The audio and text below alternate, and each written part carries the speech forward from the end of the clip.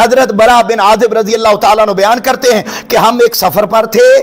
رستے میں پیاس لگ گئی، کسی کے پاس پینے کے لیے پانی موجود نہیں تھا، سب ارد گرد پانی تلاش کر رہے تھے، صحرا تھا، کہیں پانی نظر نہ آیا۔ سفر کرتے کرتے ہمیں ایک کنواں نظر آیا، اور کنواں بھی ایسا تھا جس کو ہم نے اندر جھانک کے دیکھا تو بالکل خشک تھا،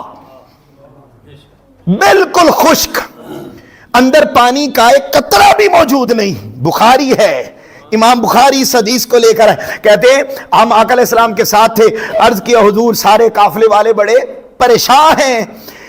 آقا علیہ السلام کو جیسی کنواں خالی خشک کنواں نظر آیا، صحابہ کرام کے ساتھ اس کنویں پر پہنچے، خشک کنویں پر۔ آقا علیہ السلام نے اس خشک کنویں میں اپنا لعاب دہن ڈالا، ادھر آقا علیہ السلام نے اپنا لعاب دہن ڈالا، اور صحابہ کرام بیان کرتے ہیں کہ پانی کناروں سے خود بخود باہر نکلنے لگ گیا، اور باہر نکلنے لگ گیا، اور ہم نے کیا کیا، اپنے خود بھی پیا، جانوروں کو بھی پلایا، اور اپنے برتن بھی بھر لیے، اور ہم نے دیکھا کہ جب تک ہم منزل پر نہیں پہنچے وہ پانی ہم سے ختم ہی نہیں ہوا تھا۔ سیدہ عائشہ رضی اللہ تعالیٰ نے روایت کرتی ہے کہ آقا علیہ السلام نے ارشاد فرمایا اِنَّ عَيْنَيَّ تَنَامَانِ، میں جب سوتا ہوں تو میری دونوں آنکھیں سو جاتی ہیں، وَلَا يَنَامُ قَلْبِي، میرا دل پھر بھی جاگتا رہتا ہے۔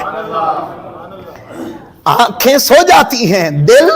جاگتا رہتا ہے، مطلب آنکھیں سو جاتی ہیں، دل پھر بھی خدا کا ذکر کرتا رہتا ہے، خدا کی تسبیح بیان کرتا رہتا ہے۔ اور جیسے جاگتے ہوئے انسان سارا کچھ دیکھتا ہے، میرا دل سوتے ہوئے سوچتا بھی ہے، دیکھتا بھی ہے، احوال کو جانتا بھی رہتا ہے۔